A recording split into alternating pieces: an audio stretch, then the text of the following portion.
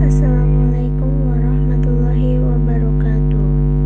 Perkenalkan, saya Faridatul Labibah dan di sini saya akan membahas tentang konflik keluarga. Kita mulai dengan pengertian konflik. Konflik secara etimologi berasal dari kata kerja yaitu kon yang artinya bersama dan fliger yang artinya benturan atau bertabrakan. Secara umum, konflik merupakan suatu peristiwa atau fenomena sosial di mana terjadi pertentangan atau pertikaian baik antara individu dengan individu, individu dengan kelompok, kelompok dengan kelompok maupun kelompok dengan pemerintah. Selanjutnya ada pengertian keluarga. Keluarga adalah unit terkecil dari masyarakat yang terdiri atas kepala keluarga dan beberapa orang yang terkumpul dan tinggal di suatu tempat di bawah suatu atap dalam keadaan saling ketergantungan. Menurut Salvikon dan Sales, di dalam keluarga terdapat dua atau lebih dari dua pribadi yang tergabung karena hubungan darah, hubungan perkawinan atau pengangkatan di hidupnya dalam suatu rumah tangga, berinteraksi satu sama lain dan di dalam perannya masing-masing dan menciptakan serta mempertahankan suatu kebudayaan. Selanjutnya pengertian konflik keluarga. Pengertian konflik keluarga adalah pertentangan atau pertikaian suami dan istri, ayah dan anak atau ibu dan anak yang terjadi di dalam lingkup keluarga.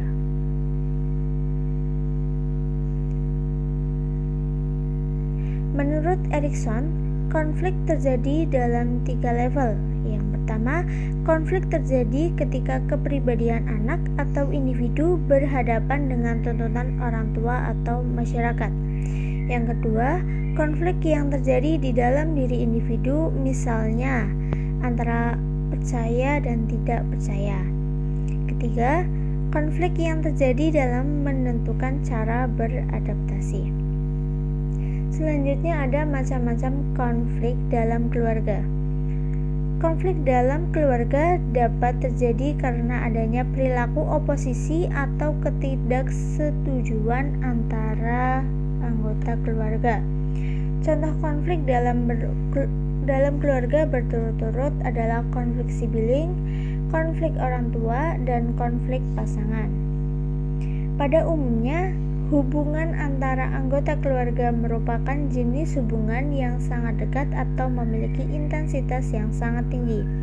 Ketika masalah yang sering muncul dalam hubungan yang demikian merupakan perasaan positif yang selama ini dibangun secara mendalam dapat berubah menjadi perasaan negatif yang mendalam juga. Selanjutnya ada penyelesaian konflik keluarga menurut Al-Quran. Untuk menyelesaikan konflik keluarga tidak lepas dari ayat-ayat Al-Quran, terutama pada ayat 34, 35, dan 128 surat An-Nisa. Ayat tersebut menerangkan tentang konflik dalam keluarga, yaitu tentang nusyuz. Solusi nusyuz yang ditimbulkan oleh seorang istri pada tahap pertama yaitu menasihati dan mengarahkannya. Suami memberikan masukan dan nasihat kepada istri agar sadar dan selalu bertakwa kepada Allah dengan menjalankan kewajibannya. Yang harus diperhatikan oleh sang suami adalah agar ia bersikap lembut, sopan, bijaksana dalam menyampaikan segala kewajibannya. Karena bagaimanapun, sikap yang baik dari seorang suami dalam menyampaikan nasihatnya akan membuahkan hasil yang baik pula. Pada tahap kedua, meninggalkan dengan tujuan pendidik atau pisah ranjang. Seorang suami dituntut untuk bersikap bijaksana dan dapat memilih cara yang tepat untuk melakukannya. Sebagai contoh, mungkin sang suami itu tetap tidur bersama istrinya dalam satu ranjang, tetapi ia tidak menyentuh apalagi menggaulinya, atau tidak tidur satu ranjang bersama istrinya dan ia juga tidak menggaulinya.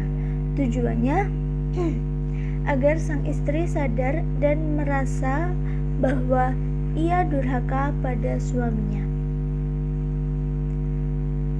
Pada tahap ketiga, yaitu memukulnya dalam arti yang positif. Kekerasan merupakan obat yang positif dan proses pendidikan jiwa yang baik.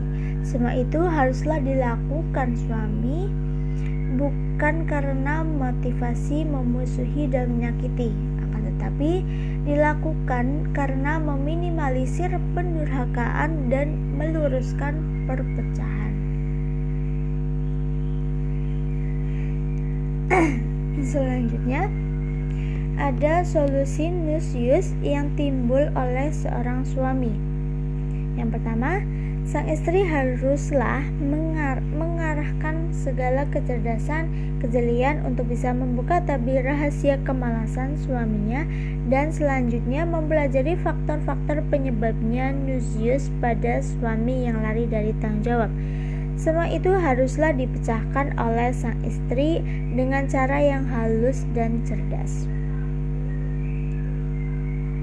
Yang kedua, menasehati suami dengan mengingatkan suami agar kewajiban yang telah Allah bebankan padanya dengan cara melakukan interaksi dengan baik dan komunikasi dengannya sebagaimana mestinya. Yang ketiga, memperbaiki suaminya. Alangkah baiknya jika sang istri dalam rangka memperbaiki suami harus bisa mendeteksi apa-apa yang bisa menyenangkan suami dan meneliti kejiwaan suaminya dengan segala cara memungkinkan dirinya untuk memperbaiki sikap dan menemukan jalan keluarnya. Solusi nusyus yang ditimbulkan oleh kedua belah pihak atau suami istri. Yang pertama, mencegah lebih baik daripada mengobati. Artinya, apabila suami dan istri senantiasa berada dalam komunikasi yang mengenakan dan melegakan kedua belah pihak, maka akan lebih mudah untuk menghindari dan mencegah kemungkinan munculnya perselisihan yang berat. Yang kedua, suami dan istri berusaha menyelesaikan masalah mereka sendiri, mengambil inisiatif untuk segera menyelesaikan tanpa pihak ketiga. Hal ini lebih utama untuk menjaga perasaan kedua belah pihak, sehingga berbagai kekurangan atau kelemahan tidak akan diketahui orang lain. Yang ketiga, menghadirkan pihak ketiga. Pihak ketiga yang dipilih adalah seseorang yang amanah, bisa menjaga rahasia dan memiliki kapasitas untuk menyelesaikan masalah yang dihadapi oleh suami dan istri tersebut. Keterlibatan pihak ketiga baru akan bermanfaat dan menambah maslahat apabila orangnya tepat dan pada akhirnya bisa memberi solusi. Yang keempat, menghadirkan hakim.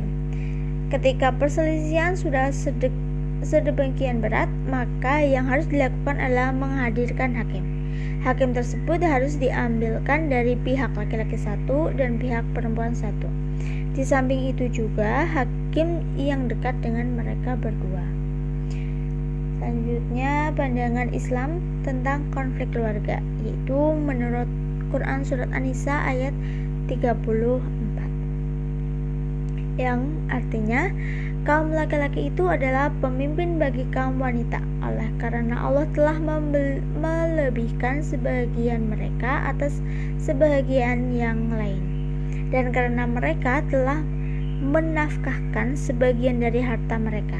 Sebab itu, maka wanita yang soleh ialah yang taat kepada Allah, lagi memelihara diri ketika suaminya tidak ada, oleh karena Allah telah memelihara mereka. Wanita-wanita yang kamu khawatirkan nusyusnya, maka nasihatilah mereka dan pisahkanlah mereka di tempat tidur mereka, dan pukullah mereka. Kemudian jika mereka mentaatimu, maka janganlah kamu mencari-cari jalan untuk menyusahkannya. Sesungguhnya Allah Maha Tinggi lagi Maha Besar.